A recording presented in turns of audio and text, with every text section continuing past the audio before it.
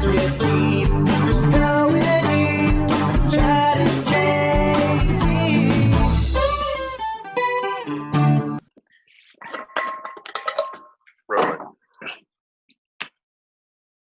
Get up or get down. What's up, Stokers? This is Chad Kroger coming in with the Going Deep with Chad and JT podcast. Guys, before we begin, I want to remind you once again that we are brought to you by Manscaped. Manscaped, thank you so much for keeping our trims pubed, for looking after our hogs, for making sure that our dongs are looking fresh and clean. Because when you step out into the world, you don't just want a haircut. You want a full body cut, and that includes a well-groomed hog. So use code GODEEP, WW at manscaped.com for 20% off. And so I'm here with my compadre, Jean Thomas. What up? What up, Stokers? Boom, clap.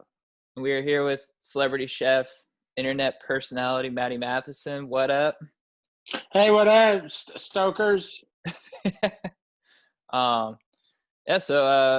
what do you want to talk about? What do I want? I want,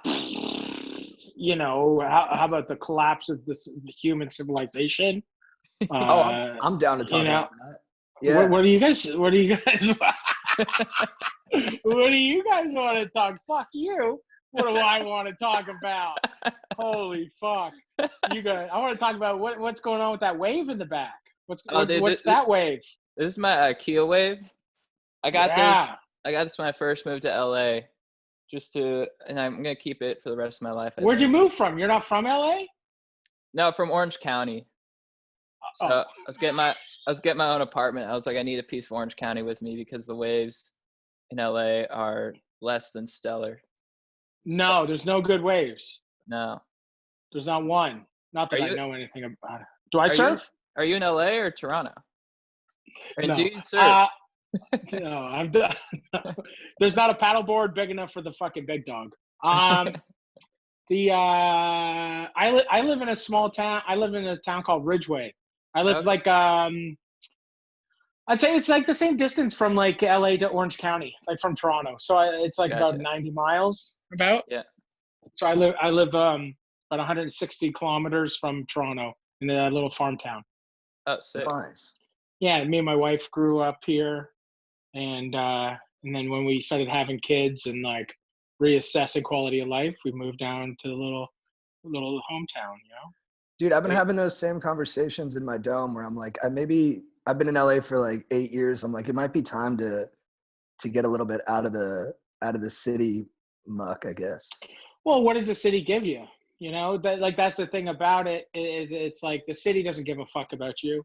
So it's like a matter about, I lived in Toronto for 18 years, and then I did my whole thing there. And then when I got to a certain point where I could make a decision about actually like choosing quality of life over being like in the city, whatever that is, mm-hmm. And then me and my wife were just like, yo, let's dip. And we found this little cute farm. And, like what do you do in the city that you can't do out in the middle of fucking nowhere, Yeah. Besides get some sushi and maybe go to fucking Erewhon and get some fucking oxidized fucking apple juice. Like, what are you trying to do? Dude, it's like you're literally spying on me. That's basically my life. Yeah. I got That's my LA's life. These are my Erewhon supplements right here. Oh, what are you supplementing? What are you low on? You low on iron? I'm low on vitamin calciums? D. Low on vitamin D. Found out about turmeric lately. Yeah. Turmeric. Yeah. Tomahawk. And so I've been down in some of that. And then I get the blue drink. They have a blue drink at Erewhon. It's like Blue Pearl almond milk, and it's got like electrotriglyceride in it or something like that. And that makes you feel way better. It makes you way more productive. Ever since drinking that, it's changed your entire life. It's helped all my relationships. It's helped my spiritual relationships. Yeah, it's definitely made a difference. Yeah, for sure. For sure. It's the blue.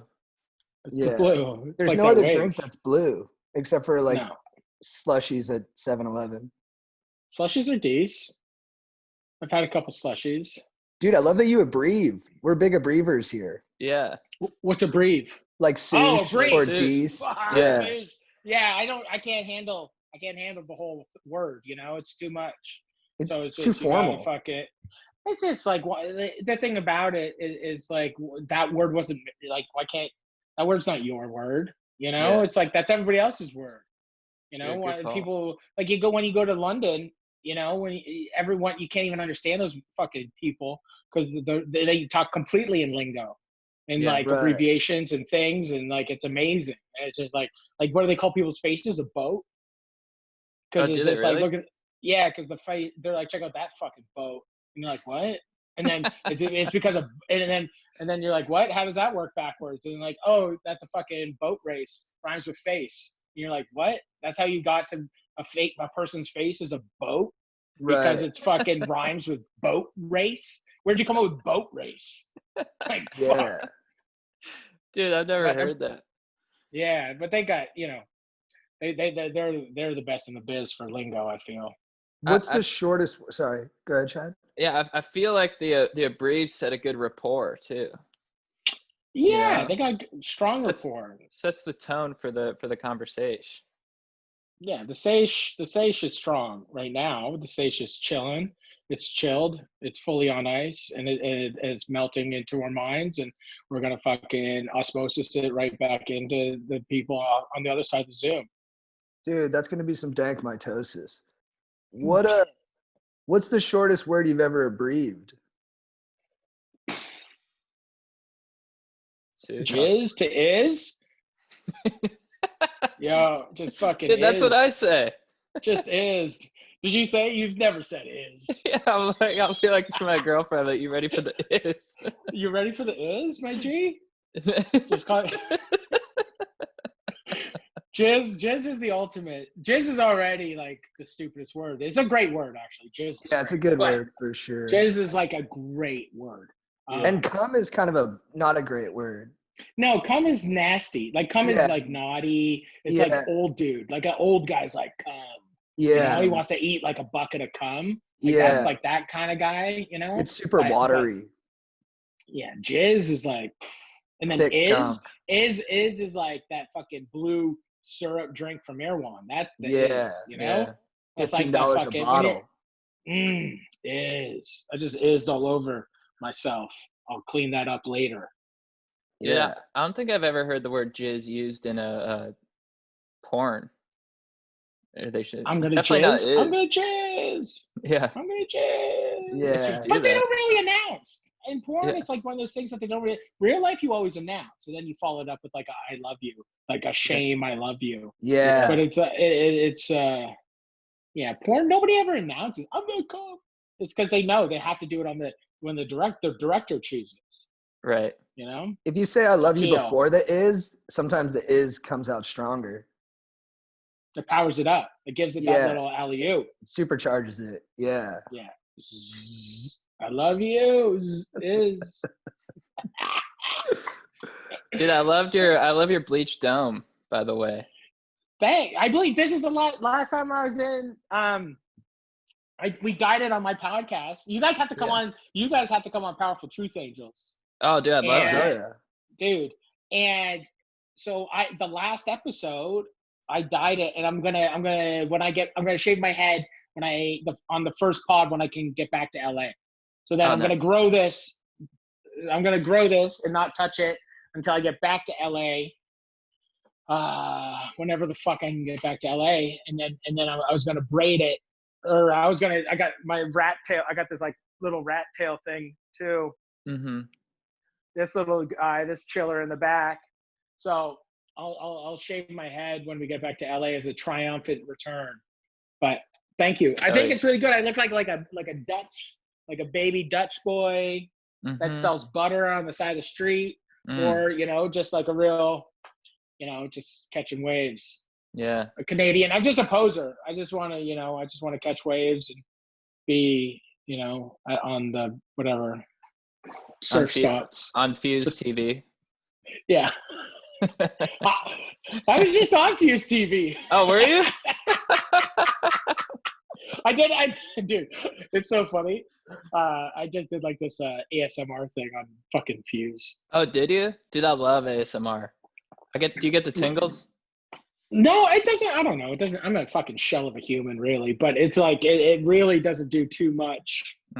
But they got me to do it, and I didn't really understand it. So I was just doing some things with combs and stuff with fuse. That's so funny.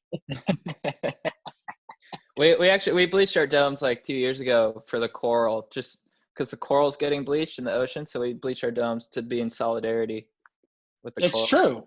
I think it's You the got to coral. keep the coral. Yeah, if they saw your dome, they'd really appreciate They it. appreciate it. Well, Yeah. I didn't know that, but I could tack that on to the many things that I'm fighting for. So the coral, stop Oh, yeah. bleaching the coral. Yeah. Water, polluted water, probably. Is it with the polluted? I think because the water's heating up, they have like a very specific temperature range that they can exist in. Since the water's heating up, it's like it makes them super susceptible to mortality, which in other words means they're dying. Yeah, they're so, toast. Yeah, so Degree free. I think they'll bounce back. I mean, they're freaking resilient. I feel like the world's pretty resilient. Totally, yeah. I mean, it's been around for a while, longer than us, so at least 100 years. Yeah, at least. Good call. Yeah. Hell yeah. Is there anything you want to ask us?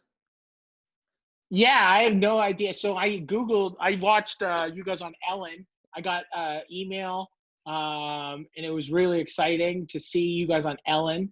Thank you. I love Ellen. Ellen. She's just like, she ripples love. And when you guys were on there, it was really great. And like, how has that changed your guys' course in history? Being on Ellen. Well, it definitely helped my relationship with my mom. Mm-hmm. Mm-hmm. We've always been close, but I think we got even closer. Just because I can sort of like drop the Ellen thing. I'd be like, by the way, I was in Ellen. She's like, oh yeah, I do love you that much. And I'm like, thank you, a little Mom. justification's nice. Yeah. It helps with my Hinge profile a lot. Is that what's Hinge? It's a dating app. Ooh. So do you don't have a partner at the moment? You're hinging? Yeah, I mean, I'm seeing someone, but it's we're not like formally together or exclusive. How long would it take you to see somebody for it to be formal? I think it depends on the person. I'm really try to be open to it. I don't want to be like, I'm looking for a relationship or I'm just looking to bone. I like to be like just taking each situation as it develops, and if that makes sense. So I don't know. I think I was talking about this the other day. I think there's always a moment when you're with someone where you're always on the fence. You're like, should I keep seeing this person? Should I not? And then I think there's a moment where they show you something and you're like, oh, that's the thing I want in my partner. And then you kind of make the call. But that can be after a week or it can be after a couple months. I tend to go in fast and like say I love you probably too quick. And maybe I don't even. What's too quick? Like date 6? Or like hang sesh like second time. Like date 6. Yeah. Yeah. And I love you. Yeah, I love you. And you don't even mean it. You're just infatuated at that point. And then, but then you actually see like a boobie. You see like a really tight boobie and a little sundown light, a little curtain, little nipple. And you're like, I love you. Yeah. Or they accept me when I don't get a boner. That's a big one. Then I'm like, I love you. How nice is that? You're like, I have a lot of stress. I have a lot of stress going on in my head. The stress. We don't. Sometimes, we're not this big, powerful, macho men. You know, sometimes we're soft, cuddly little guys that have flaccid penises that just need a little suckle or just like a couple kisses, and then just like a relax, and then just like a full, more of an embrace. Than a ground and pound. This isn't like jujitsu, every day. It doesn't have to be like the Olympics, Dude, totally. Yeah. What about ground and pound? Like Mark Coleman? Pride fighting? Like Mark Coleman, yes. Yeah. Like Mark Coleman. For sure, like a ground and pound. He was a beast.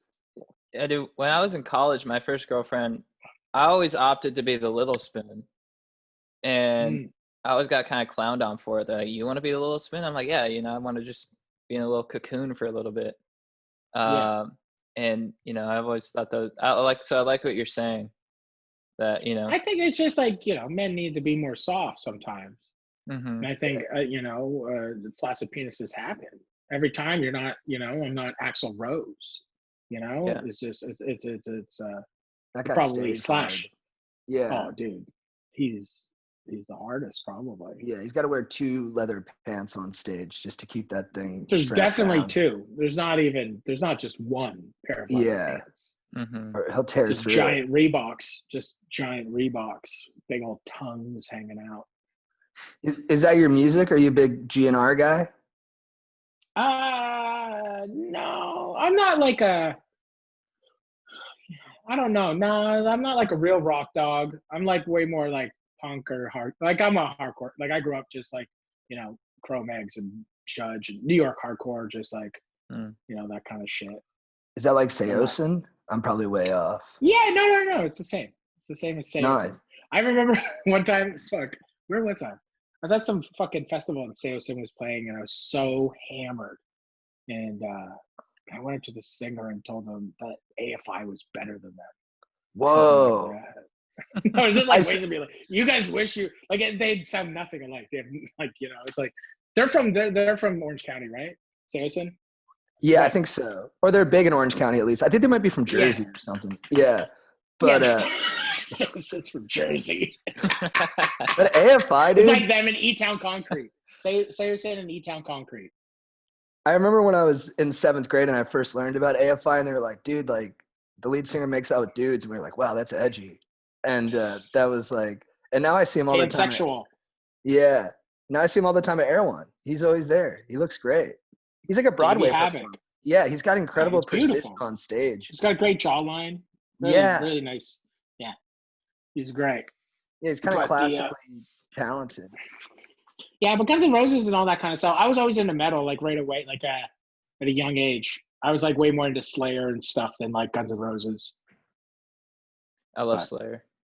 Did that inform your cooking at all? Like that culture?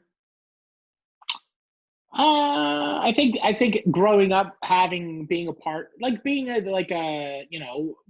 of a different actual subculture at a young age, I think really makes a difference in people, and having a community based kind of world around you. Like, from a young age, just going to like basement shows. I grew up like next to Buffalo, New York on the Canadian side.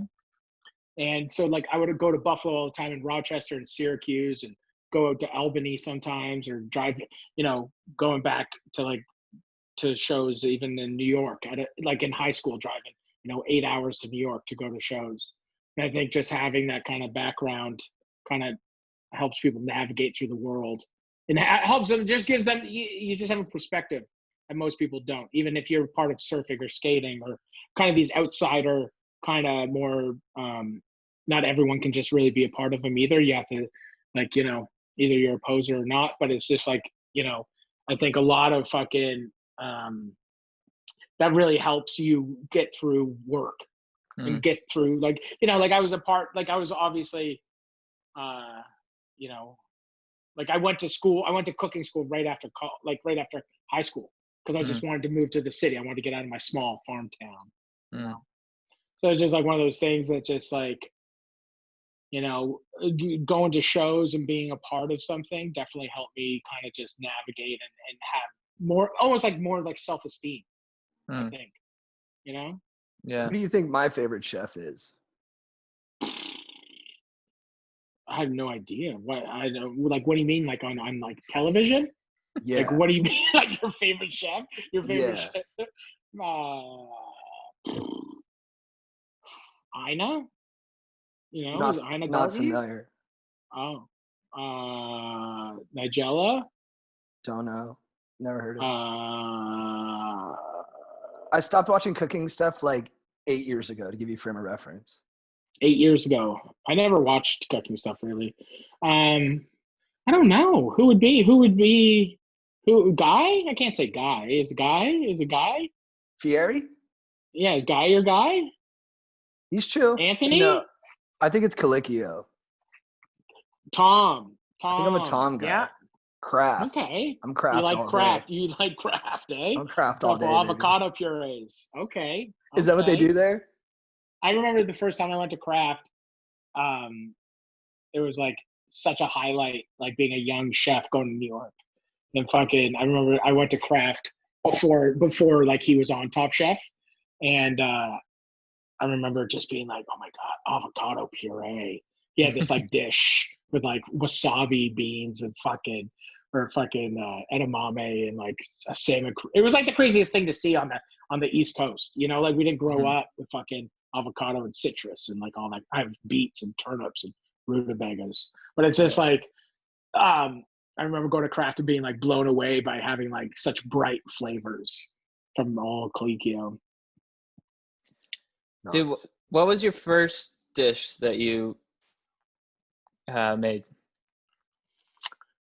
Like I like that. No, what's the first dish I made? Cereal, Yeah. probably. You know, I thought maybe cereal. I'm chicken nuggets. I'm chicken nuggets. Chicken nuggets, yeah, chicken nuggets.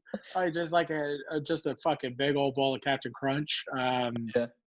No, I don't know. I think early on, I remember making like full on recipe, I guess. That's what I'm going for. the first time I ever like made a big meal as like I was in cooking school. And my mom, it was like my mom's like, I don't know, I think it was like her 38th birthday. And I was in cooking school or maybe 40. I don't fucking know. Anyway. And she asked me if I would cater her birthday. And I went home and I made like all this. I made like a lemon chiffon cake. I made like fresh gravlax. And I made like all of these things that I was just like, I learned them all in school. I made like chicken liver pate and like just like things that like I was cooking in school. And it was so funny. Like I bought a whole salmon and showed my parents how I could fillet a giant salmon and make gravlax and like all this kind of shit. And that was like the first time that I like used my teachings and my skills that I learned. And that's probably in like 2001. So like that was like the first time that I really put something forward into the earth that I was like proud of or like using my skills, you know. That's cool. That's awesome. Yeah. What do you consider yourself part of, like a certain school of cooking, like molecular gastronomy or anything like that? Yeah, molecular, just part of that crew. It's me, just air bubbles and foams and just different things, vessels made out of different elements of food that can, melt into your palate and make you feel like you're at Christmas dinner when you're eating a ball of air. That's kind of like me and my crew. But no, I'm just like a dude. I worked at just French bistros. I come from like the old, kind of like, I'm like kind of the last kind of, I feel, of the broken, well, the restaurant system's fucked, like everything. But it's like, I only worked in like, I come from like a very Europe style kitchen setting. I only worked in French restaurants. So lots of like reductions? Lots of reductions, lots of French food.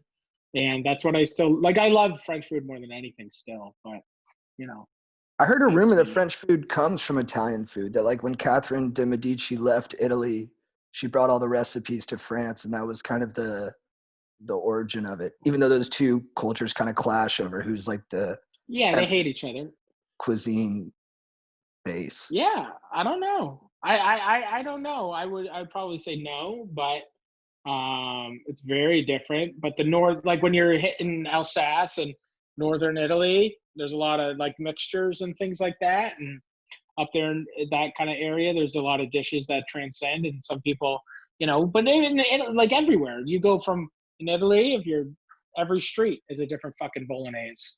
Who knows? It's not about. That's a cool sentence. Every street's a different bolognese. Every street, it's a memoir. Every street is a bolognese. Get Sheryl Crow to sing it. It could be I an thought album. Bruce Springsteen. It could be a combo song, like her and Kid Rock. Bossy. Who did you think was Kid. better? You know that song "Photograph" with Sheryl Crow and Kid Rock? No. Yes, you do. Photograph? What was it? Sing it. I can't remember. Wait. Sing it. Well, then how am I supposed to fucking remember? You Damn, can't dude. remember. No, Dude, pull up your Spotify. Yeah, hold on. I'll pull it up real quick. Sorry, guys. Stay tuned. I like how you guys got the Picture. gamer, It's gamer called headphones. Picture. That's Dude, we've been hitting Call of Duty nonstop. Oh, Yeah, it's really? Do you really play good. Call of Duty? No, I'm not a gamer. I'm not it's so funny. Like I don't wish, but I just don't. It was not a thing. My brothers are. My Mhm. brothers are big gamer dudes. Like, well, I guess every guy is a gamer. It seems, but I remember the only games that I played early 2000. I always played Tiger Woods. I Great love game. Tiger Oh, Woods nice. because we Yeah. were just. It was like the perfect like drinking, hanging out game. Like you would just play and kind of get to like slosh beers. Yeah. And that was amazing. And then I remember we always used to do big Gran Turismo tournaments at my house, and we'd all eat Oh, tons of sick. mushrooms. We Yeah. just eat tons of mushrooms and then just like race forever. But after that, like nothing. Those are only the game. Like GoldenEye was big. But I'm older Yeah. than you guys. You guys are youngies. Yeah, we dude, I wasn't really I was a gamer when I was like pre-high school, and then once the Q teen started, I was like I was like I gotta do The something, so team. I just got an Xbox. So the teens, what how are you guys feeling about the team? Do you guys live close to each other? Pretty close. We've only seen Yeah. each other a couple times though, because we're both being pretty safe. But Yeah. LA's pretty hectic right now. yeah. But you know, I'm actually really enjoying the teen. I mean, it's been stressful in some ways, but I think I was actually sadder. I was kind of depressed in January, and I actually feel better now than I did then. It's kind of reset me, and like I've been working out super hard, eating super healthy, and like Yeah, you look buff. You got good shoulders. You have nice thank you. shoulders. Thank you so much, man. And then Mhm. I spent like 2 months with my mom and then a month with my dad. So I've really like I did a road Oh, trip that's with my nice. brother. Yeah, I'm like really Wow. pumped. Yeah. Where'd you go on the road trip? My dad lives in Montana. Where? Sorry. Bozeman in Montana. Ooh, Yeah, which is a great town. that's And nice. yeah, I really enjoyed it. And I've Couple started. horsies. Yep. No, but I love horses. I love a Okay. good quarter horse. I love to Yeah. just ride. Coolest thing I ever saw is I just watched like 8 wild horses run one time. And Dude, yeah. I was in Australia and we were flying. We were in a helicopter going out to like a billabong, and literally we're in a it was like something out of a movie. Like we're driving over or flying for like an hour, and we got so close to the tree, and all of a sudden all of these wild horses came out, and we were kind of almost like not chasing them, but like we were just flying over all of these like 20 wild horses. Oh, It was like that's one of the sick. coolest things I ever saw. They're so beautiful. And they're just running because they Oh, love to run. It's just that's like, what that's what they do. It's like, yeah, you know, they eat grass and run and are just beautiful, yeah. strong, powerful, like Clydesdales, I love that. thoroughbreds, Yes. sick. hooves, just hooves. Hooves. The pounding of the Ugh. hooves. Just the rustling and the pumping of the hooves. Yeah, with their powerful quads. Dude, that just Oh. fired me up. Bareback. You ever ride a horse bareback? It's kind of hard. Haven't, would. Let's do that. Oh I my rode God. once with JT. I was holding on to JT. Oh yeah, we doubled up. That was Yeah. fun. We Nuts to got butts. dude, yeah, I mean it really brought us together for sure. Yeah, that's how it brings. That's the vulnerability we need. You Mhm. know, Yeah, Yeah. hold on to pumped another on man. vulnerability. Yeah. Trust that man. You know, trust that man riding that horse with you. Yeah. I mean, I Yeah. trusted those shoulders, that's for sure. Man, look at his. He's pumping. He's Yeah. got big pump up arms. Thank you. Yeah. Let's Thank get you so Can you get a much. quick flex? Can I get a quick Dude, flex? flex, yeah. Let me see. Oh. Oh, whoa.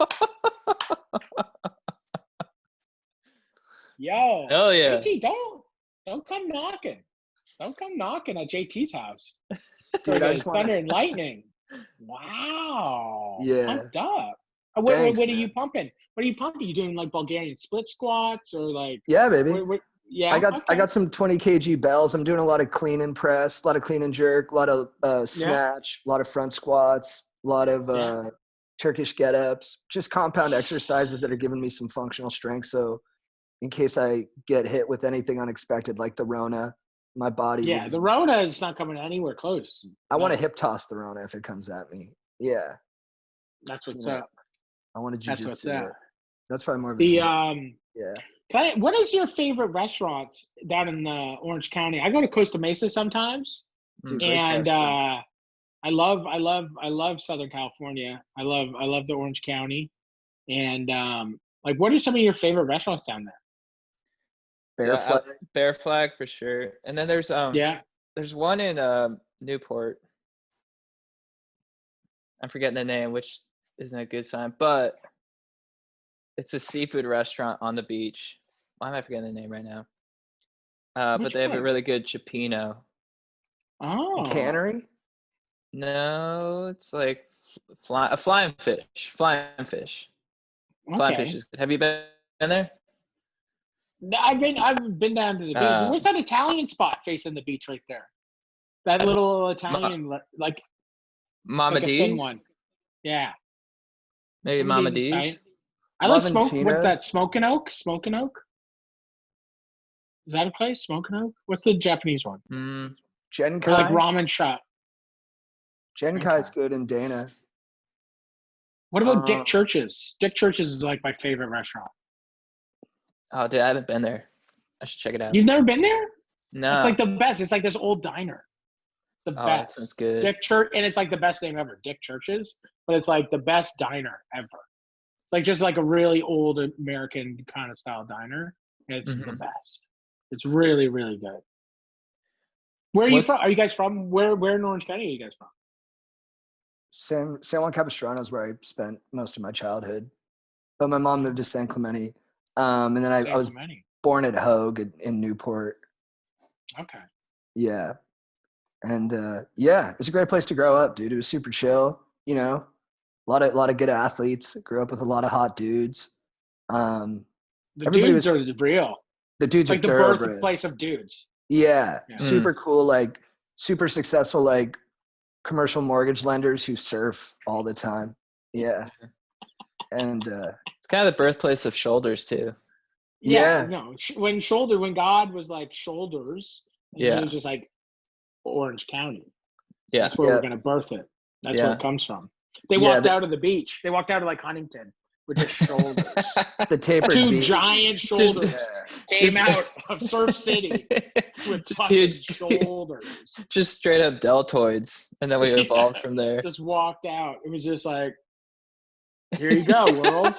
Here you go, world. Just like onto the sand.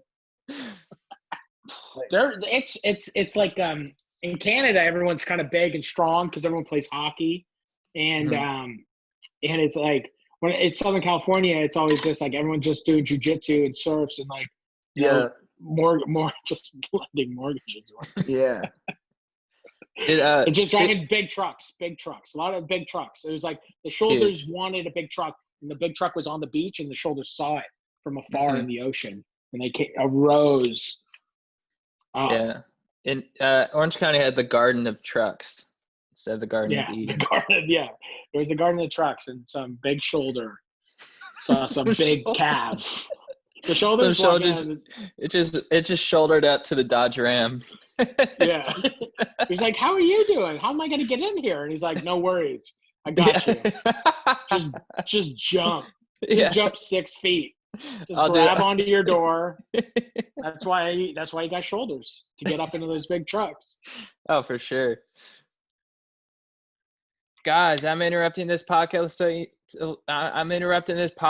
let you know once again that we are brought to you by Manscaped. Manscaped, thank you so much for keeping our trims pubed, for looking after our hogs, for making sure that our DONG dongs are looking fresh and clean, because when you step out into the world and you got a messy dink, you know, when your crank is looking just like a freaking, you know, unkempt baseball field, shout out to Aaron's dodgeball team, softball team, then you know you're doing something wrong. But that's where Manscaped comes in, okay? Because fellas, are you prepared to unveil your summer bod?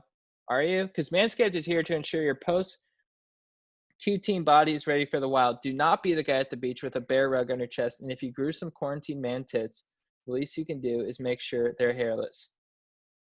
I Manscaped over the weekend, and I felt great, you know?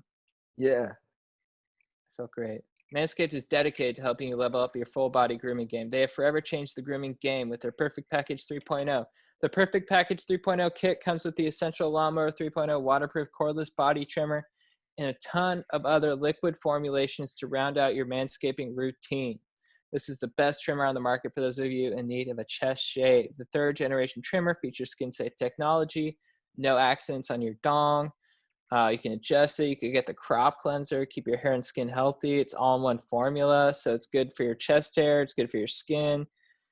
You got the Perfect Package. You got anti-chafing ball deodorant. You got moisturizer. The Crop Reviver. It's like a testy toner. It gives you a nice pep in your step. You know, just put some Country Club toner on your nuts. Subscribe to the Perfect Package. Get a new blade refill for your lawnmower trimmer delivered to your door every 3 months. And for a limited time, subscribers get 2 free gifts: the Shed Travel Bag, $39 value add, and the patented high-performance reduced chafing Manscaped Boxer Briefs. And dudes, with that, use code GODEEPWW at manscaped.com. Get 20% off free shipping with code GODEEPWW at manscaped.com. That's 20% off free shipping, manscaped.com. Use code GODEEPWW. Trim your chesticles with your besticles and take care of your knob.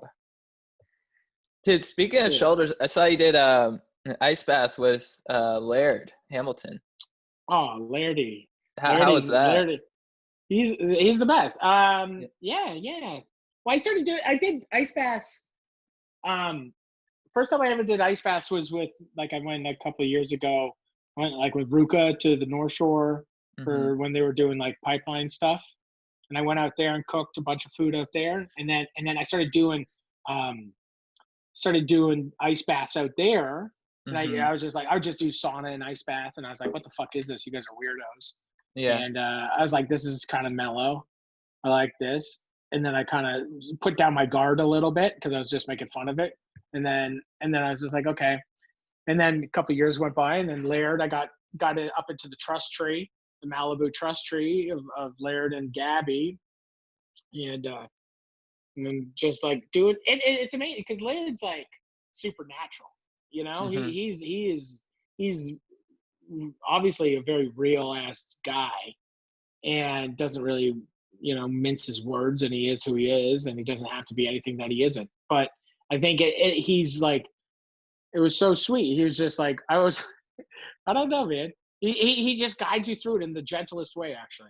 Oh, you know, really? because everyone, all my buddies, like, it was so funny. Like, everyone's like, dude, get ready, man. Get ready, man. I'm like, I'm not a fucking athlete, so he's not going to like try to crush me. Like, I'm not competition. You know, if some ripped surfer guy or some person who thinks they're somebody's going to go up there, I'm sure he's going to kind of tangle him up a bit. But I feel like, I think he was so sweet, like from the jump. Like, we have a lot of mutual friends, and so, you know, that was like one step closer into the trust tree. And then but doing the fire and the ice, man, he just like breathed through it. He's just like a sweet, gentle guy that just wants you to experience it. He wants you to kind of like really try to like clear your mind, do the fighter, like, you know, he wants you to do it. He doesn't want you to do it for him. He doesn't want you to do it for anything else. He wants you to like get the most out of doing the ice bath, and you know, it's he's amazing. Like, he's so funny. The dude, when we showed up to that place, and dude, he was on a paddleboard tied up to like a rope, and he was just paddling in place. And he was just paddling.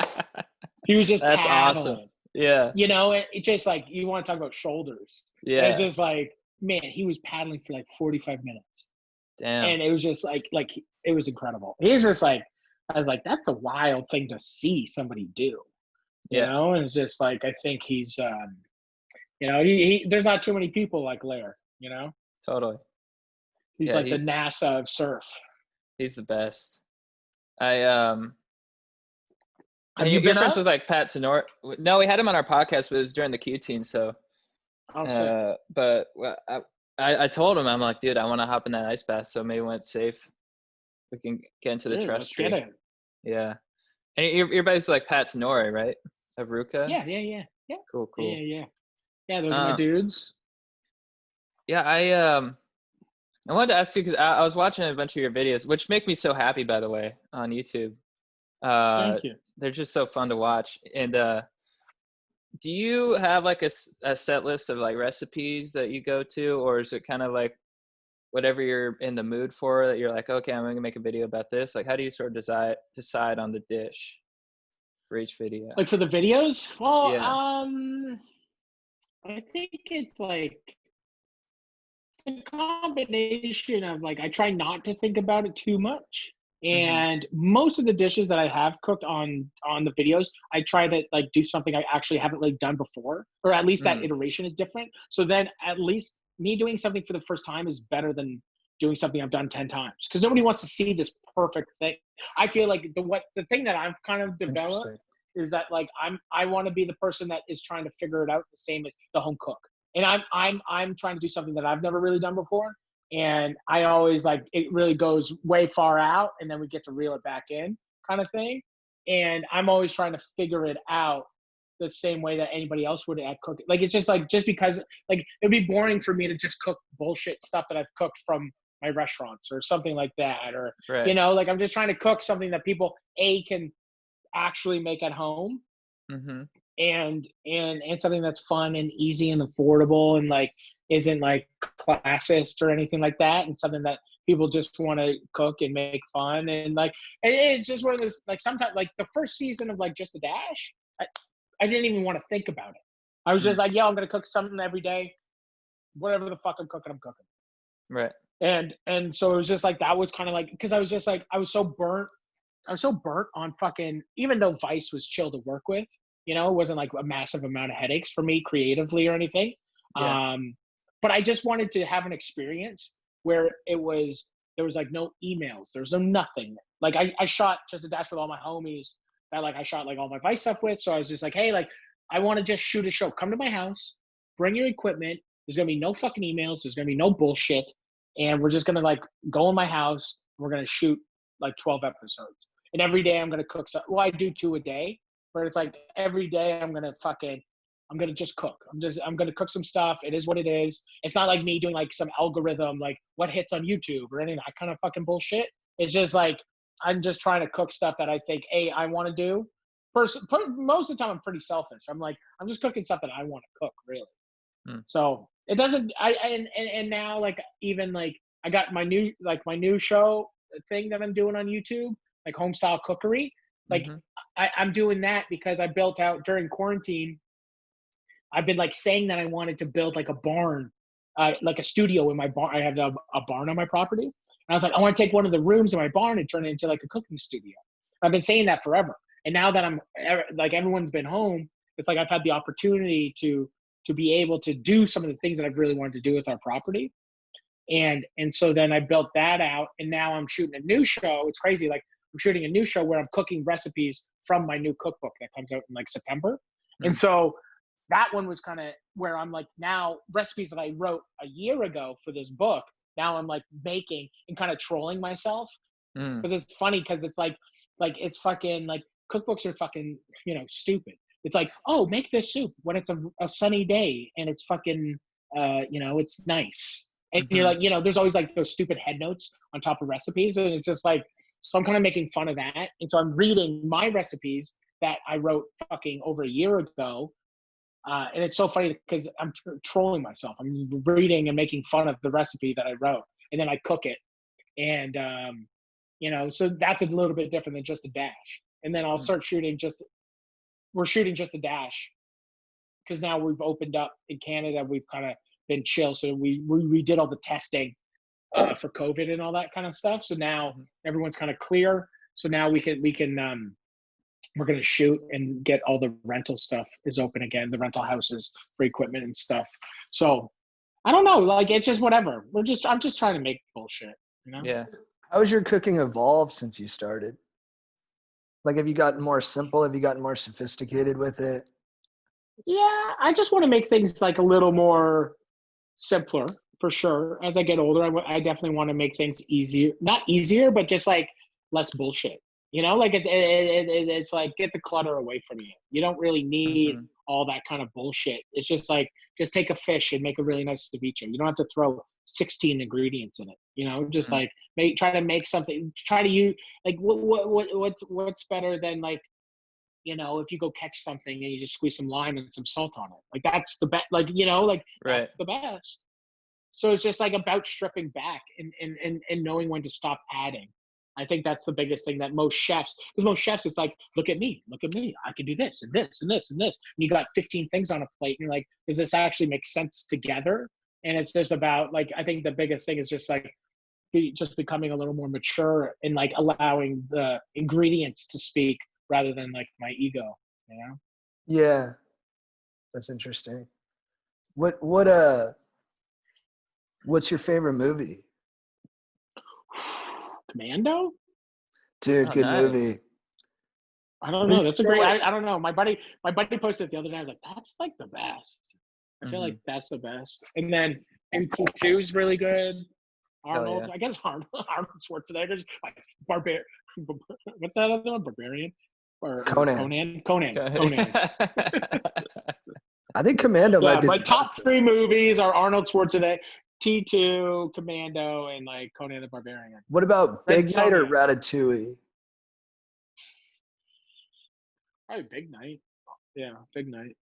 Okay, interesting. Because it's real life people. Yeah, Ratatouille's like okay, I guess. Oh, you didn't like Ratatouille? No, it's okay. It's like I don't know. There's a little mouse telling you what to do. It's fine. I'm not like I don't know, man.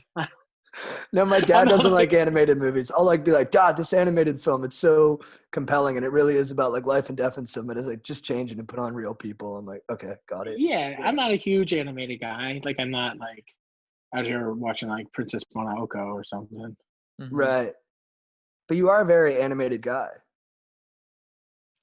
I'm animated. I'm a big, you know, caricature of myself. For sure. You know? It's okay. I'll deal with that later. Dude, so one of my goals for this year is to learn how to make a really dank salmon, like bake a dank salmon. And I was wondering if I could go over sort of my process with you and see if I'm doing it right. Absolutely. I would love that. Okay, so it's pretty simple, so I put the salmon on the pan, olive oil down there, put some olive oil on top, salt, pepper. I've been doing it at 420 degrees for like 8 to 10 minutes. And I just put lemon juice on it. That's it. What do you think? I think that's perfect. Yeah, it's perfect. Is your salmon squeaky or not squeaky when you eat it? I don't think it's squeaky. Is it super rare if it's squeaky? No, if it's overcooked, it's squeaky. Oh, no. So that sounds good. I think it's molten. It's nice. It's fatty. The fat's broken down. It's juicy. I think it's good. I think that's perfect. You're not fucking around. You're not trying to, you know, pour tomato sauce on it, you know? Yeah. No, yeah. Well, go off what you're saying. What kind of salmon? Yeah. What kind of salmon? You getting some Alaskan? You getting some coho? Usually Alaskan wild. Alaskan wild. Do you fuck with sockeye? Have you ever had sockeye salmon? Dude, I've seen it, but I've never pulled the trigger. I think I need to step in there. Go get some sockeye. Go find some sockeye. You'll love it. It's so good. What's sockeye? It's sockeye salmon. I think that's great. I think you're a great chef. Oh, dude, thank you so much. What do you eat? What do you eat with it? A little rice, a little greens? Yeah, I'll usually a little cavo? Dude, lately I'll do some cotto. Sometimes I'll do a salad with like arugula, tomatoes, cotto, or maybe if like I need some, I'll bake some sweet potato, which is kind of a weird combo, but got kind of a weird taste, I guess. But yeah, but that's sort of been my go-to meal during the teen. That's nice. Yeah. Where are you getting your salmon? You going to the fish market? You just getting it delivered? Just Ralph's, yeah. But I'd like to go to like a farmer's market. Just Ralph's? You're buying salmon at Ralph's? Yeah. My buddy Ralph. I like that. Yeah. Dude, Ralph's. He's a good guy. Salmon from Ralph's. Yeah. Respect. Yeah. It's like getting steak from Ross's. Oh, dude. Oh, yeah, I've had steak from Ross's. It's good. Yeah, that's where you get the best steak. Uh, Also, I was watching one of your videos and I saw you talked about when you played a lacrosse game on acid. Mhm. How was that? That was good, man. We used to. It was just like it was like one of those things where you're obviously, it was dude. It's so funny. Like so, it was like a field. Like I played box and field, and so, dude, we were going to like this round robin tournament, and we were all on the bus, and we were all just like, our one buddy was just like, hey, I got a sheet, and we were all like, let's get it, and everyone was just like, and we literally, like, honestly, like, we got to the semifinals, and then we got kicked out because there was like kind of this, our one buddy Mike, he was like a midi, and he was just like hot tempered, and he smoked this kid, and then we started this like brawl. And then we were just like, it was like a wild time, but we were just like, dude, you're just running around with acid. Like, it was just like the colors, you're hot, you're sweaty, you're like, your adrenaline's going. And it's just like, we were running around like maniacs, but it was like, at the same time, it was like that perfect harmony where everyone was like, you know, when, like, you know, when you're on the, like, how many times have you been like on acid or on shrooms and you're at the beach? And like, I remember one time I saw like my older brother, we were there, and he was like, yo, give me a cigarette. And like a buddy took his lit cigarette, like flipped it across the water. My brother just like caught it in his fingers and just like without emotion. And you're like all on shroom. It's just like those moments that like, you're like, how did that just happen? Like those perfect, that it would never happen unless you're just, your body is fluid. And like your mind is like completely just disconnected, but it's fully aware. And you're just like, that was like one of those things. And it was just like, it was awesome because it was just like, we didn't really get busted either. Like everyone was like mellow enough, like besides the brawling and whatever, a brawl's a brawl, but it's still just like, it was a funny day. Like, it was just like our dude, literally, it was so funny. He had this, like, it was a Jesus head. It was like this, like, fucking beautiful, the sheet was like of a Jesus head. And his buddy was just like, yo, my brother, like, it was like one of those things. My brother just came back from like SF and he smuggled this fucking couple sheets. And it was just like one of those things where it was just like the best acid ever. And it was just, that's awesome. Acid. We all like, it was good. It was like the team. The team is like one organism, and you're all just in perfect we were harmony. just like one giant team. Yeah.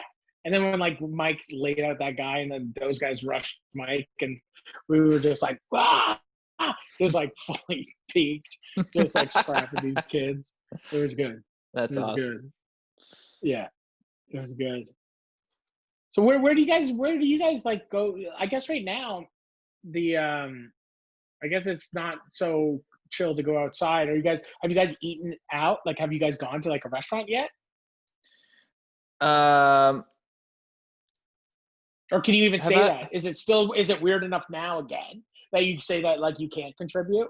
The bar's just closed, so I haven't have I been to a restaurant? No. My memory's fucked, so I don't guys think I've surf? been. Guys, I've been surfing like every day. The beaches are open. Yeah. But I've been ordering. I've like gotten takeout from Bear Flag if I ever go down to Newport. Yeah. But I haven't really sat in a restaurant yet. Right. Yeah, I've had a ton of takeout. I played golf yesterday.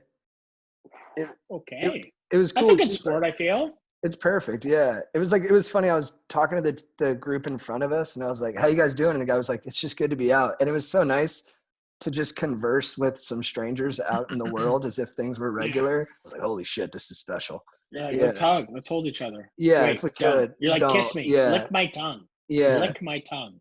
I was like, spit near me. Yeah. That was as close as we could get. But it was good. But no, I've been super careful and paranoid about everything. So I haven't really ventured into the old world experiences yet. What about you? It's tough. No, well, you're in Canada. No. Canada's a better sitch than here, right? Where I live, there's 0 cases. That's so nice. It's like, and I don't know. Don't quote me on that, but it's like it's pretty mellow. But it's mellow because it's small. Like it's in our region, it's like 26,000 people. So it's just like I live in a small town that's like 9,000 people, and but it's still like you have to wear a mask, you wear gloves, like when you go out, and then like I took it super serious because my wife's pregnant, so like we're having like our third kid. Congrats. And so I was just like, yeah, thank you. And I was super like, okay, like I'm going to be the only one that leaves the farm. You guys have to stay here. And like, because at first it was kind of like you had to go through it, like it wasn't real. And then you're like, wait, this is crazy. This is real. And then like, so I was the only person to leave the property for like 2.5 months. And then when everyone kind of realized what it was, and like these are just kind of like the new parameters of living your life and like going out, then like, because even like Trish was going to like her midwife appointment, and she would have to like stay in her car, and the midwife would come out and like do it through the car. You know, it was like a drive-through midwifery appointment. And so, you know, it's like, I don't know, eating at restaurants still seems crazy. I've walked into a restaurant to get food, but then at the same time, it's like I got 2 pizzerias up in Toronto, and I was in there. We're about to launch like a whole bunch of different kind of stuff, and I go in there, and I'm like, I got my mask and the gloves, and we're doing all that kind of stuff up there and cooking. And then I'm like, well, this is what everyone's doing. You know, I feel like if everyone just wears masks, it's like that's all everyone's asking. You know, it's such a funny thing. Like you see these like freedom fighters for not wearing masks, or all these Karens and Chads or whatever the fucking, you know, not you, but dude, none taken. You know, Chad's one of the good ones. Chad, dude. I'm rebranding Chad's. Yeah, Chad's tease is rebranding. You're the face. Yeah. You were. Thank you so much. Do you guys follow? Do you guys follow like Karen's Gone Wild? That Instagram account? Yeah. They're putting people in danger. Yeah, I've been beefing with dudes online about masks, and yeah, it's interesting to me. It's go to Huntington. Huntington doesn't give a fuck. We're actually doing that. It's funny you say that. We're going to. Are you? We're gonna go hand out masks in Huntington tomorrow. Dude, bring somebody that's strong with you. Yeah, I know. Dude, we got shoulders right here. Yeah, that's MMA country. Yeah, I guess. I'm actually really good at talking. I've grown up in. I'm really good at de-escalating fights. I can cut to the quick and be like, look, we're sorry. We're not trying to offend you. This is your terrain. We're just going to go away. There's no reason to hurt us. And then if you do that, most of the time they're like, all right. Okay. Yeah. All right. Yeah. Okay. Yeah. You're like, here's $5. And like, yeah. They're very I love exciting. Southern California. Yeah, it's fun. It's a special place down there. Just looks like a giant parking lot. It's like the most beautiful. Or like you go to like fucking, the most beautiful parking lot you've ever seen. Like so. It's the most beautiful, dude. It's the most beautiful. Yeah. Or like we go to like Mastro's all the time. Sure. When we're down there, and it's just like the funniest scene. The first time I went there, I was just like, why did we come here? And it's just like with the piano person singing, and like it's every like rich family, and it's just like every rich family, and then in the bar it's just like weirdo guys with like obvious prostitutes or like just very high class escorts. And it's just like the wildest vibe in there, and that fucking music playing. It's like I love it. Such when I go in there and it's see so that, good. When I go in there and see that, it like makes me happy. I'm like, oh, there's something because it's so honest about how gauche it is that it kind of it feels refreshing to me. Yeah. Yeah. Like I'm like, these guys aren't even pretending. Yeah, they're like, no, I made all this money. It's a full, and I'm spending it on this high-priced escort. And I'm buying, doing it and I'm eating all their seafood platters that come out with like dry ice. Yeah, on the tower. Just, like, smoke. Yeah. And it's like the funniest thing too, because like whenever we go to like Nobu, it's like never busy.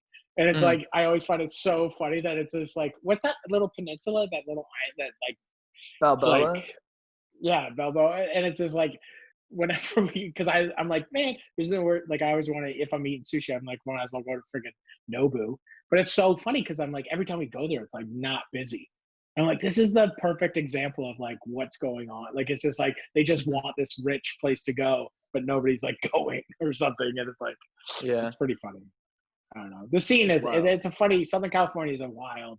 It's like just like Pennywise and just like empty Nobus. Yeah. Dude, that's a good. said. It's a good description. Yeah. Just I like Broham. Just Broham. Walking to Nobu one time. Broham's playing. Oh my God. Yeah. That's what those like Visit California commercials should be. Yeah. Just Broham and an empty Just Nobu. mosh pits of Broham and then Yeah. guys just in a big circle, bunch arms of around each kids. other, and then Nobu. Yeah. Just giant dicky shorts skanking You get it, around in dude. Nobu. You Yeah. fucking get it, man. That is it. And then Just street giant race. gray dicky shorts. Are you like homies with a lot of like? Is there a lot of camaraderie amongst chefs?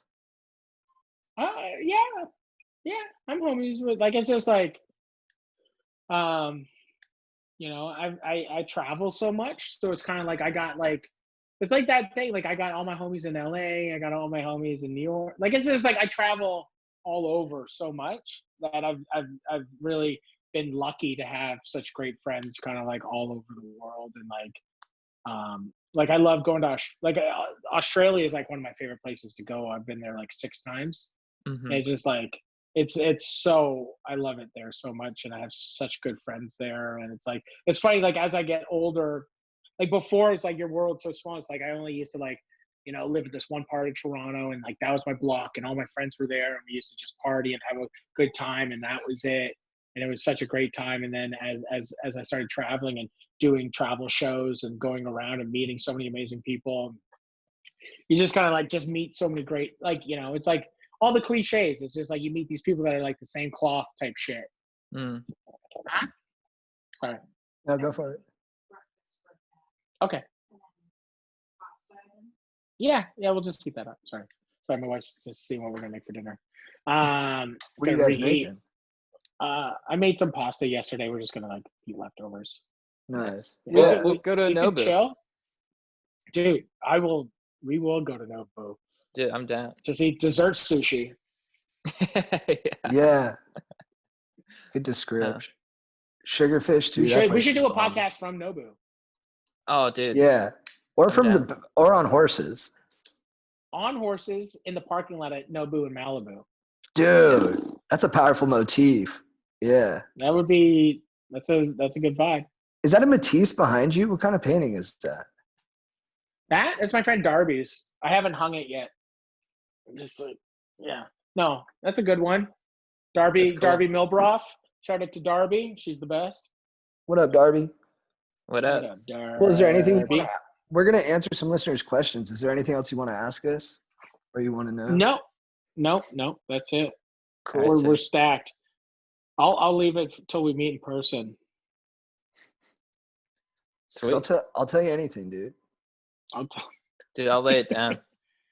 What should I ask? Like how many girls have you had sex with during quarantine? Me? Yeah. Just one. Okay. Yeah.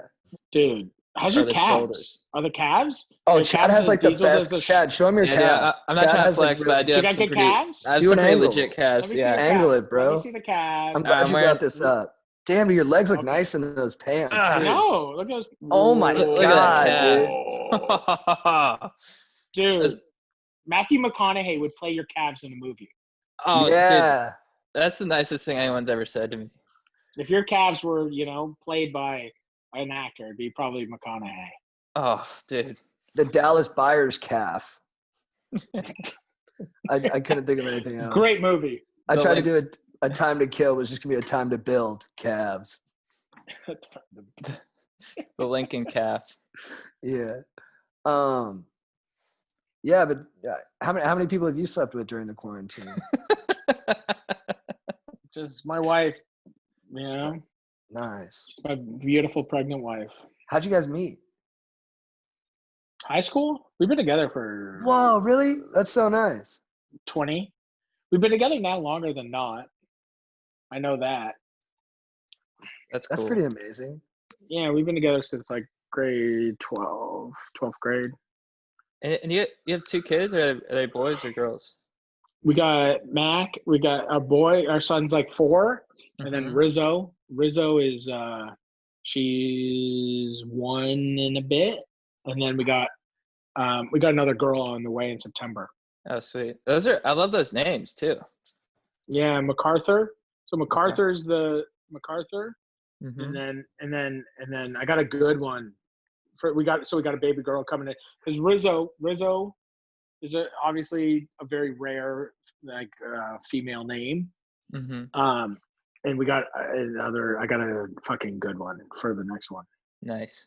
Nice. Because names, it's tough, and it is tough because you don't want to name a kid just like fucking Fruit Loops, or just like some like name that isn't gonna be. You want to think that it's cool when she's a teenager, it's cool when she's older, when she's a professional or whatever. Mm-hmm. So it's tough. Yeah, do you think one of I was just like, Paltrow's kids upset that they named her Apple? I'm sure they're not stoked on it. Yeah. It's just, but at that same time, who knows? Maybe maybe she loves it, and I'm sure she does. It's the only name she's ever known, so who knows? Like That's a good I'm point. sure it's like you never know because that's what it is. Like she does what she wishes it was Rebecca. Like I don't know how many apples we're talking about it right now. I guess it's probably a pretty good name, but it still is one of those things that like I love. It's forever. It really sets a character, Mm-hmm. Yeah. I knew this kid named Headbutt. See, that's a good one. I always wanted to name Mac. I wanted to name Mac Treefort. I really wanted to name him Treefort. And it's so funny because I talked about it for so long that some of my friends, it's so funny, like some of my friends actually they'll call him Treefort. Because I was like, why do they call me Treefort? I was like, well, that was going to be like my first, I always said that was going to be my first thing. Or I wanted to name my kid Captain Destroyer. But then I was like, that was too aggressive. Dude, for real, Yeah. I wanted to name my kid Tank Destructor. That's a good name. Yeah. Our kids should hang out together. JT, I've always thought you should name your son Suplex. Oh, nice. Suplex. And then shoulders? Just shoulders? My kid's name is Cabs. Suplex is a great name. What's Cabs. up? I'll call him Soups. What's up, Soup? Soups And and I'm like, Soups is a good Cabs. name. We going German today or we going belly to back? Two different suplexes. Oh my goodness. All right, we got some questions from our listeners, and this one's actually super apropos of the conversation we've been having. Chad and JT and any other esteemed guests, I would appreciate it if you kept me anon, and it would be a huge win if Strider, aka the Liege of Love, was available for input. Strider's our friend; he's the relationship guru. Following a long and serious relationship, I was excited to get myself back out there and find some lovely ladies to spend quality time with. My intentions were not just to find some one-night stands, but the opportunities did arise a couple times. However, things did not work out in my favor. I was totally unable to perform, and my suspicion was that I was not yet fully through the emotional damage of my last relationship. Has this ever happened to any of you? I think it's not surprising. For me, the best part of a relationship was always the emotional connection more than the physical. So maybe people just can't follow through with the physical unless there is first an emotional connection. What are your thoughts on this idea, and that some people may require an extra emotional connection before being able to perform physically? Thanks for all the excellent advice you guys give. I know the next step is to work on myself, be confident, and keep putting myself out there. It's a lot. It's a lot to unpack. Yeah. Yeah, that fired me up, actually. I think he's the evolution of man, developing the emotional before the physical. Mm-hmm. That sounds cool to me. Yeah, it sounds like a good dude. And, I think that's exactly what we've been talking about. Just being more vulnerable and being like having that actual connection, not just like throwing the is away. Dude, totally. Yeah. I would just caution you, don't rush the emotional connection or force the emotional connection out of a need to get the physical release, because sometimes we can do that too, where we know we need that connection, so we'll kind of build it with people that who might not be the right fit for us, just so we can get there. And then that kind of leaves both of you guys in putting the cart before the horse a little bit. Yeah. And maybe just be upfront about like sort of what triggers the is for you. Just like, look, I need to have something going before I can sort of just release my is. Because I need it to be released with love or affection. Yeah. And dude, you're a beast at boning. I know this guy throw down. So yeah, man, just be patient. It's nice. No. It's nice you're making all these connections anyways. Yeah. It seems like you're doing good work out there. So yeah, just stay on it.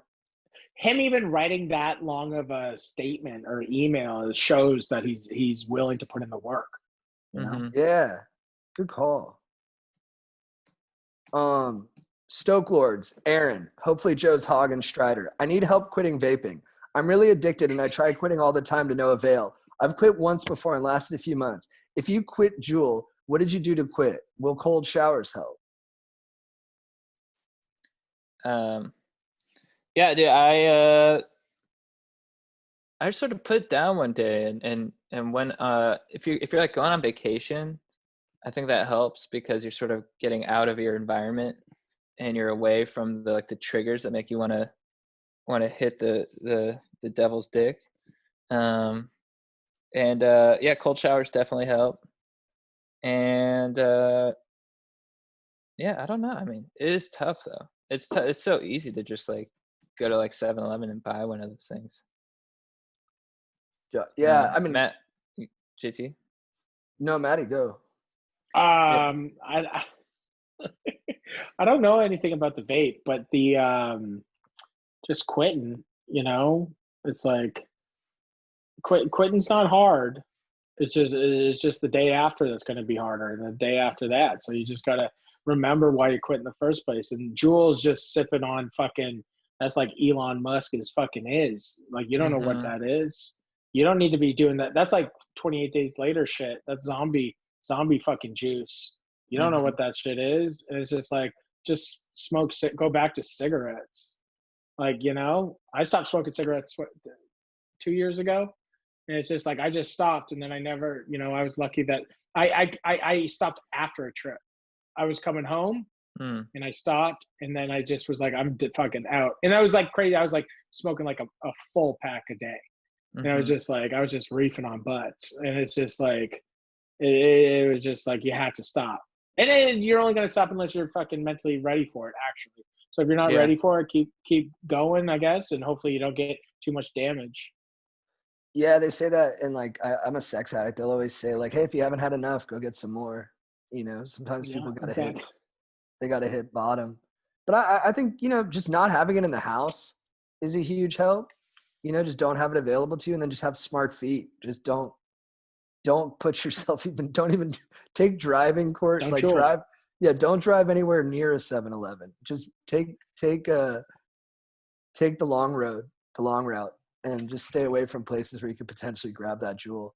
And then, dude, also don't beat the fuck out of yourself if you do jewel a little bit. Like, because then sometimes you get caught in that cycle where you're like, oh, I'm such a piece of shit, and then it makes you do it more. So just be like, oh, I fucked up, but I'm still heading in the right direction. He could have like a replacement. Like if he has the temptation to jewel, he's like, and whenever I have the temptation, I'll just go skate. Yeah. I'll just go hop on a scooter and scoot. Just hit a slappy. Yeah. All right. How to not eat my dad's pancakes without letting him down. What up, Chad? Boom clap, JT. Moving back home during quarantine has resurfaced a deep family issue that I thought I had overcome when I moved out to college. My entire childhood, my dad loved to cook me pancakes. Now, I know that sounds pretty sick, but now is when I need to tell you that these pancakes are terrible. He is super into health food, which I'm stoked on, but when it comes to pancakes should be an occasional treat that tastes good. But these pancakes are dense as fuck and peppered with flax seeds. They taste terrible, not to mention the evil carbs they are loaded with.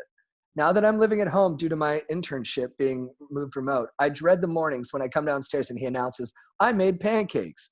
This happens like 3 times a week. If he's not in the room, I avoid the pancakes and usually skip Beefist, as I've been cutting to get that quarantine 6-pack. But when he's in the room, he doesn't leave until I eat a whole pancake. To make it worse, he also suggests pancakes as snacks often and will even reheat them and bring one to my room sometimes. Chad and JT, I can't keep eating these pancakes. How do I let him know that I don't want his pancakes? I'm worried it will drain his stoke tank if I tell him I don't like them, especially in these trying times. It's tough. Yeah, Maddie, have you ever had a situation where you had to tell someone like, look, I can't keep eating this? I don't know. It's tough because it's just like, you know, it really is tough. It's kind of like somebody put something really hard into it. You know, cooking's hard if it sucks or if it's good. You know, it's the same kind of level of like what you put into it kind of thing, you know? Yeah, so I don't know. It just really like I think I have a really good pancake recipe, and if you want, it's out there. I made a video, and it's like the best pancake. It's easy. It's the best pancake. Fluffy, big. If you want nice, good flour, get some organic flour. You know, it doesn't make you feel like a dump truck. And you know, you just need to change the recipe and like be like, hey, Dad, you know, I saw this video. Why don't you try? You love making pancakes. Why don't you try making these pancakes? These look crazy. Maybe he makes them and he kills it. Then he feels good about it, and then he keeps making those pancakes. Or he makes somebody else's pancakes. You don't have to be mine. But there's a lot of pancake recipes out there that like are fucking fluffy little cakers rather than like dense fucking sinkers. Good call. Yeah, I mean, I this probably isn't the most probably not the best advice, but this option came up in my dome. You just be like, Dad, these pancakes, they make me shit my pants. Yeah. All right, last question. What's up, dogs? Big fan. Been listening for quite some time now. So recently I got some depressing news that's had me down in Stoke. So my lifelong dream has always been to be a fighter pilot. I've always said I'll stop at nothing to achieve this dream. Like, honestly, I'd rather be able to fly F-35s all day than be a millionaire. So when I found out that my recent ACL and meniscus reconstruction surgery due to a snowboarding crash is an automatic disqualifier, I was gutted. Been having a tough time getting over it. So I was just curious what kind of advice you dogs had for raising my stoke in this time of despair. I just want to get that sense of guidance back in my life, you feel? Any advice is big time appreciated. Thanks, my dogs. Oh, P.S. I've been able to apply for waivers to get past this obstacle, but it'll probably be years before they let me apply, which is a major boner jam. Have we answered this before? Have we? I don't think so. It was unread. Sounds familiar. There's been multiple people that have broken their legs Do we have a lot and of want to be fighter pilots. It's very common in our emails. Yeah, a lot of fighter pilots are listening. That's so nice. You gotta just keep doing. Why doesn't he become a trainer? Teach people. I guess you have to teach people by doing it. I'm sure you can't teach somebody how to, surf by not surfing. But fighter jets Yeah, seems difficult. it's tough. Maybe you could just pump. My buddy Maybe you could Rossi, just get pumped. My buddy Rossi was at the Naval Preparatory Academy in Rhode Island, and they ended up booting him from the Navy because he had a bad back, and they didn't think he'd be able to play football or serve because of it. And he ended up walking on at USC and then became a productive football player at their program. Yeah. And, it probably doesn't feel like it right now, but you'll look back on it and you'll be like, wow, that was an interesting turn in my life that led to something so sick. So just stay on the path and don't lose hope, and you'll find something that'll be even doper, I think. Or maybe you'll get that waiver done and you'll actually be a fighter pilot. Stay persistent. Yeah, if he really wants to do it, why doesn't he just wait? A couple of years doesn't mean shit in a lifetime of doing something you love. Yeah. And you can pick up new skills on the way there that'll make you better suited for being a fighter pilot when the opportunity does arise. Yeah. And Rascal Flatts, too, the band, they got those lyrics like, God closes the door, I hope you keep searching till you find the window, or God bless the broken road that led me to you. Like, these obstacles actually end up making us better, and it, they can define our life for the positive, because it's all about how we rebound from them. JT. What up? Stoke Lord. I mean, dude, I'm obsessed with like CrossFit right now. Tia Claire Toomey, had she not lost the CrossFit finals in 2015 because of low self-esteem, she never would have come back and become a 3-time champion. It's true. You talked about it you last gotta week. keep going. You got to take some keep hits. getting. Yeah. Dude, you never know what you got until you got nothing. You never know what you got till it's gone. To paid paradise to put up a parking lot in Orange County. Beautiful, beautiful It part was of a the reach. country. Matty, is there anything else you want to know? How does one become an ultimate Stoke Lord? Oh, dude. Oh, dude.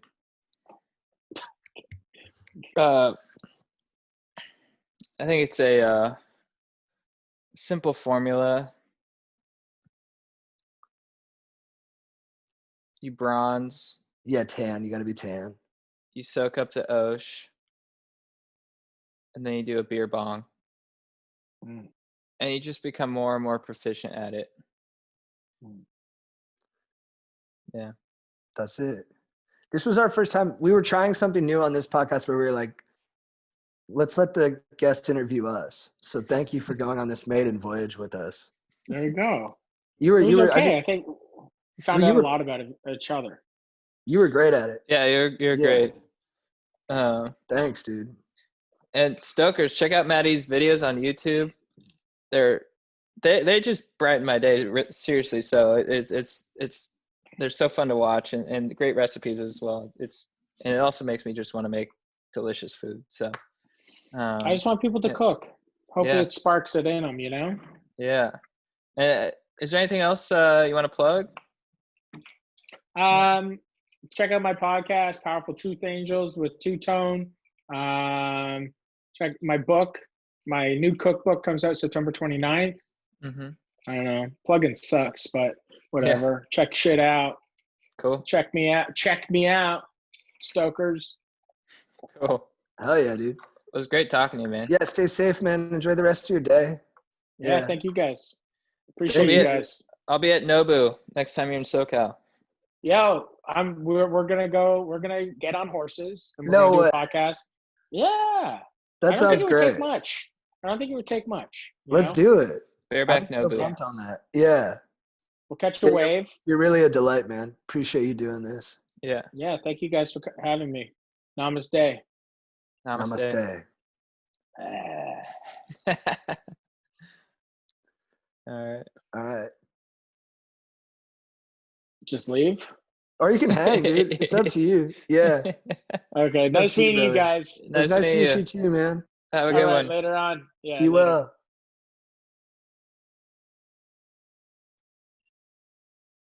He's great. Yeah, he was really cool. Yeah. A nice guy. That's fun. All right. Well, Chad, let's kick it off, my dog. Oh, I got a few real quick. Copy that. Let's chill for a second. Oh man. Aaron, you think baseball's gonna come back? I mean, they're supposed to report Wednesday for spring training 2.0. I just read Mike Leake of the Diamondbacks said, I am not coming back this season. Yeah, some players are saying, "Hey, I'm not doing it." Chandler, Wilson Chandler, I think is his name, and in the NBA was like, "No, I'm just staying with my family." Yeah. Yeah. I mean, that's crazy. Like, because there's certain exemptions if you're high risk in any way. Like our closer is diabetic. So he would technically be, if he wanted to, he'd be high risk and he'd be okay. But Mike Leake is just like, nope, foregoing $18 million salary, probably 6 or whatever they're going to get this season. But Yeah, the prorated. yeah, but that's pretty crazy to just be like, I don't care. We're not ready. I don't think we are, but Do you also think it's that he just doesn't want to be? Because are they allowed to bring their family? What's the +1 situation? they're doing it in their home ballpark. So I guess it just depends on where you live anyway. Oh, so they're going to travel? They're not going to do like a bubble situation like the NBA? No, most of the games you'll play, 2/3 of it will be in your division. So, and then the other 20 games will be against American League teams in your same division. So it's minimized travel. No one's going cross country. And they're all private jets and stuff like that, right? Chartered flights, yeah. Yeah. Yeah, it's interesting. Yeah, there's no tobacco, sunflower seeds, no spitting of any kind. Oh, that's going to Chewing affect gum some guys. Yeah, chewing gum is the only thing allowed. Like, it's pretty nuts. Yeah. It's crazy with the Clemson football team. Like the 40 out of 120 people on the team got it. Yeah. And we'll see if that happens in baseball too. I mean, there is like a COVID DL. Yeah. Well, that's what's interesting about like TV versus sports too. It's like in sports, if someone goes down with COVID, it's not so different than if they go down with an injury. You just don't have them for a couple weeks. Yeah. But if you're making like a TV show and like the director of photography gets COVID, what do you do? Like, do you just keep shoot? Does a new DP step up, or do you shut down? Yeah, it's pretty similar.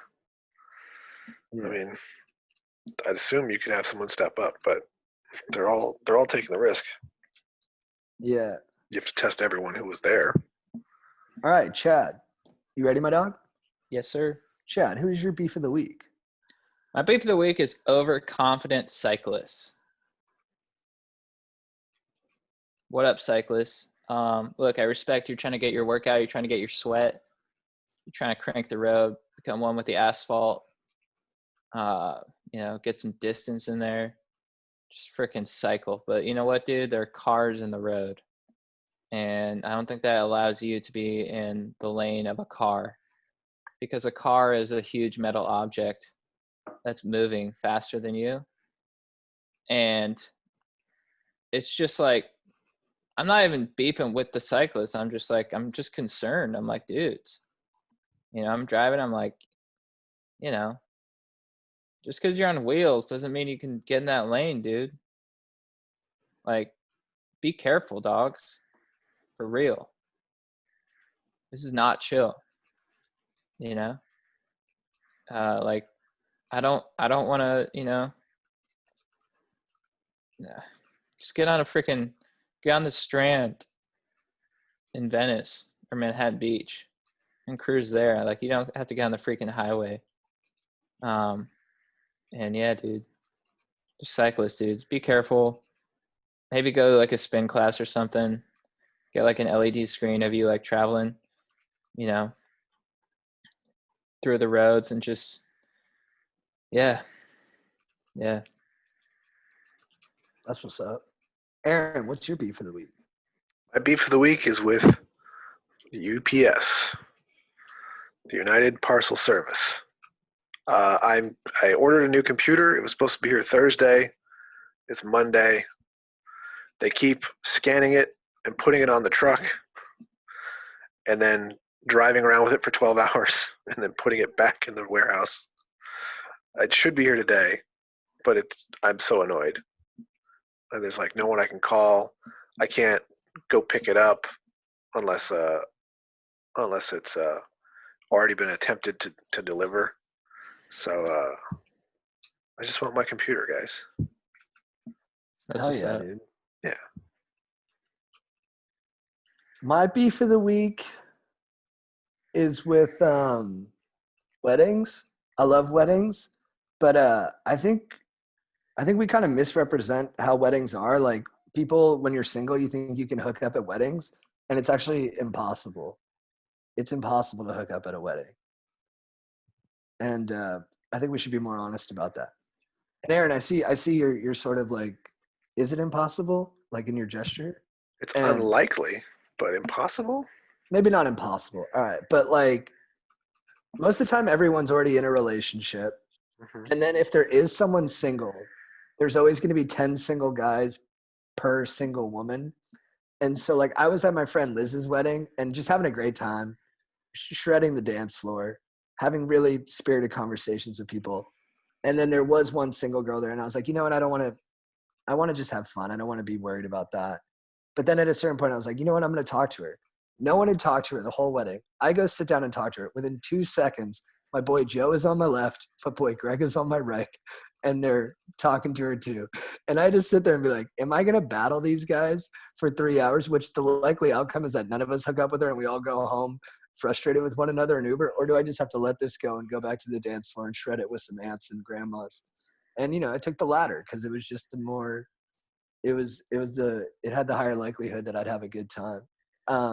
So yeah, I just think, if you're a young buckaroo and you're going to a wedding, you just got to realize it's not what Wedding Crashers told you it was. Oh, that's who my beef is with. It's with the movie Wedding Crashers for setting this idea up in my head that weddings were like these big bacchanals where everybody got laid, and it's just not the case. You know what I mean? What it really is you just get to be really excited for your friends as they venture forth into a union through life, and you get to see everybody's parents and really smile and laugh a lot with them. But you don't have sex. I can tell you an industry secret. I don't know if my wife is right next to me. I don't know if she'll like it, but I didn't get laid at my own wedding. Oh, really? You're so tired. You're just like, Right. we'll get it in tomorrow. Right. Yeah, dude, Yeah. I've always thought that it's like you're meeting like the people whose wedding it is. It always seems like it's kind of just work for if it's your wedding. You gotta meet people. You gotta be like a politician. You gotta take photos, and then you're like expected to bone. That's not spontaneous. Oh yeah. You know, you bone in Tahiti. Yeah. Hell yeah. Hell yeah. Chad, who's your babe of the week? My baby of the week is Dan Castellaneta, Nancy Cartwright, and Hank Azaria. Voice actors for The Simpsons. Dan plays Homer, amongst many others. Hank plays tons of people. Yeah, one less like, now. Yeah, like Snake, the the criminal. Mo. Oh, dude, he's so good. Mo's so good. The comic book guy. And then Nancy plays Bart, which a lot of people don't know. Nancy Cartwright, a lady who's probably in her 40s or 50s now, plays Bart Simpson. And dude, they just brought the heat. I mean, and Homer's voice, I mean, it's so perfect. That show is just the best. It's just like such a fun place to escape into. You just go into Springfield. There's bright colors. There's funny stuff happening. Homer's just being a big dope, but you love him. Bart's causing trouble, but you love him. Mo is just this sad bar owner, but he's hilarious. I mean, it's all good stuff, and it's all made possible because these legends came in and brought excellent voices. And no one really talks about the talent of these people, because they're not on screen. And so they're kind of overlooked, but like they're some of the most talented people in Hollywood for sure. And when you hear about their sort of like process of finding the voice, it's like, oh, I base it off this guy I knew from high school mixed with like, Al Pacino. You're like, damn, dude, like it's awesome. So shout out to those legends for helping create such a great, fun show. I love it. Yeah. Nice, dude. Aaron, who's your babe of the week? My babe of the week is a show called Floor is Lava. Oh, nice. Oh, On yeah. Netflix. Yeah, it is so dumb. And there's too much talking. But it is just so fun to watch. It's so silly. I mean, it's literally like I think it's like 1,800 square feet or something they said of just like this orange colored water and then all these like chairs and tables and stuff. You have to jump from one to the next to get to the end. And then ultimately the prize of a whole $10,000. But it's just this type of stupid entertainment that I can really get behind and that we could use right now. It's like Wipeout, but I think even better than Wipeout. Wow. Nice. Yeah, the Verzi triplets are on Yeah, our buddies were Yeah. on Fire Floor is Lava. They spoiler alert, did not do well. Yeah, really? dude, they're so jacked too. Yeah, It's they're like, fit dudes. yeah. Yeah. My babe of the week is Rich Froning, 3-time CrossFit champion. Or is it 4-time? 4-time CrossFit champion. Him and Matt Fraser are tied. He was the champ from like 2011 to like 2014, I think. One of the most jacked dudes I've ever seen. 5'9", 195. Really excelled in the weightlifting events, when you got to bang out 100 snatches, 100 cleans, that sort of thing. Was never a great swimmer or runner, so he was always down after day one. But he always came back and won the title. And I think the thing I like about him is that, like, as I'm learning more about CrossFit, even though I'll never do it, is you have to know how to redline without going too hard to exhaustion so that you can't continue. So you have to know how to keep yourself just below your max effort, but still racing and performing at a high level. And that's a very precarious thing to do physically. And he did it better than almost anyone. And he also just seems like a super cool guy. I watched him throw a football while he was running on the treadmill, and he had good arm mechanics. I guess he's the quarterback on his flag football team. And he's just a beast, dude. He loves his wife a lot. She seems really cool. And if you want to learn more about him, you can watch his doc, Froning. He's also supposed to be one of the best ever when it comes to programming, like creating workouts. And I hope one day he's programming the events at the CrossFit Games, because I think he would do a really good job. People were kind of frustrated with the programming at the 2019 event and with the way that they did cuts. You know, it's interesting. All these insular worlds, they have deep politics to them as well. And I'm really getting into it. But yeah, and then Froning and the current champ, Fraser, they're kind of friends, but they're kind of like frenemy vibes to him. Like when Fraser won one of the events, he tells the guy interviewing him, he goes, "Don't ask me about Rich." And you're like, whoa, why? What's going on there? But I guess it's just he didn't want to have to define his reign against somebody else's reign. He just wanted to have his moment, is probably the more optimistic way to look at it. But yeah, Rich, you're the original CrossFit beast. Thank you for all you've done for personal fitness. Thanks, dude. Chad, who's your legend of the week? My legend of the week is Matt Groening, the creator of The Simpsons. Yeah, I'm just on a Simpsons binge right now. Much like you with CrossFit, I've plowed through first 9 seasons, and he's just a beast, you know. I know there are a lot of other people who contributed to the creation of it, but you know, I guess he was the first visionary. So shout out to him for just creating such a fun show that America can escape into, especially in times like these. You know, I like watching escapism, because you turn on the news and you're like, what the fuck, dude? But then you watch The Simpsons and you're like, I'm going to be okay. Yeah. So thank you, Matt Groening, for creating that world. And yeah, I've been watching a lot of interviews with him. It's cool to hear about his process. Like he talks about how like, he's like, you know, all great animation shows or characters can be recognized through a silhouette. Like Mickey Mouse, you see those ears, you know it's Mickey Mouse. The Simpsons, you see their shadow, you know it's them. Batman, you know who I'm talking about. Freaking anyone else huge. So that's a cool little tidbit I learned from him. And yeah, he just seems like a guy who really kind of just followed what he loved. And he's like, even if I didn't have The Simpsons, I'd still be doing this because this is the only thing I can do. And I like people who have that mentality of like, they just burn the boats, they're on their island, and they're doing what they're doing no matter what. So I like that mentality. So what up, Matt Groening? You're a legend. Nice. Aaron, who's your legend of the week? My legend of the week is Jon Stewart. Nice, dude. He was just on Joe Rogan last Friday, and it just reminded me how much I love that guy. He was just such a funny comic in the 90s, and then when he got the Daily Show job, just took it to a whole new level. Because the show was good with Craig Kilborn. The Fast 5 questions, that was super awesome. But then John just brought it to a whole nother level, and the political commentary, the satire was never better. And I think it's still not quite where it was.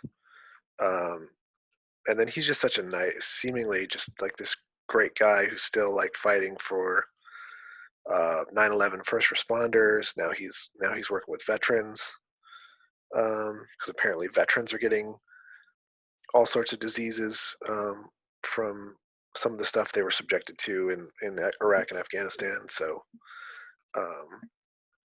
he's still out there. He's still putting up the good fight, and he's making movies now too. So that's great. Yeah. Yeah, his speech to Congress about 9/11 was epic. Yeah, he's done more since too. Yeah. Yeah, it's yeah, he's great. Yep. One of the best ever. And also in Big Daddy, dude, crushes it in Big Daddy. Solid. Yep. He's got his own way to tie his shoes. Mhm. My legend of the week is my brother, Christopher Hampton Parr, the big dog. We road trip together to Montana, and dude, my brother is just like the ultimate guy to go on a mission with. Like he is dependable, he's reliable, he's upbeat, and he kind of has this like and it's my favorite attitude that someone can have towards a difficult challenge is like instead of being like, yeah, we're gonna fucking do this, and kind of being like aggro excited about it, which is more my style, he'll just be like, hey, I guess we gotta fucking do this. And I kind of like that like reluctant but duty bound acceptance of a task. And my brother exemplifies that kind of masculinity perfectly. And yeah, he's just a beast. And I loved going on a road trip with him, and it's just fun to do like little adventures with your bro. And he's I'm so lucky to have him as a brother. He's, you know, just smart, funny, and sweet, and just a great guy to be around. So that's my legend. Hell yeah. And good taste in music. Like he threw on the Hamilton once he hit Salt Lake, and it just changed the whole vibe of the drive. It got me where I needed to go. I needed something to sink my teeth into, and I just went on the roller coaster of that beautiful musical. So thank you, Chris, for the good taste in the tunes too. Chad, what's your quote of the week? My quote of the week is from Van Wilder once again. Nice, dude. So Richard, the antagonist, is throwing a rager for his frat, which is, you know, of course sucks. Richard does not know how to throw good ragers, but he has Jeannie who like kind of loves Richard. She comes up to him and she's like, this party so rocks, Richard. And he's like, this party sucks rectum, Jeannie. So that's my quote. Nice, dude. Aaron, what's your quote of the week? I am trying to find one, and I am having a hard time there. You want me to rip one real quick? Yeah. My quote of the week is from Haruki Murakami again. I'm making slow work through his short story collection, The Elephant Vanishes. And in this short story, a woman has insomnia, and she thinks that reading Tolstoy, Anna Karenina, will help get her out of it. And she's talking about the way Tolstoy describes his characters. And she says, he described them with wonderful precision, but that very precision somehow denied them a kind of salvation. Dude, I know what she means. Like sometimes if you can analyze something accurately, it's almost like having dominion over it in a way that reduces the thing you're describing. And so maybe sometimes it's more powerful to let it exist beyond your understanding. Is that kind of like when people, like art critics or whatever, are like, this is what I gathered from it. Like it's a mix of this, a mix of that, like blah, blah, blah. Then you talk to the artist and he's like, I wasn't thinking about any of that, but if that's the way you want to interpret it, cool. Totally. I think it's also like if you can break something down so accurately, you can be totally right on the money and you can own that thing with how well you understand it, but you're actually not letting that thing be as beautiful as it is by just not having to like kind of let it know that you know how it works. Right. Yeah. I don't know. I still don't think that's exactly what it is, but there's something in those two sentences where I was like, whoa, you nailed it. And he's probably talking about, it's a little meta too, you know, because it's like the character is reading Tolstoy, but that means Murakami read Tolstoy. So there's some kind of levels to his own relationship to literature in there and probably his own relationship to his characters. All right, Chad, what's your phrase of the week for getting after it?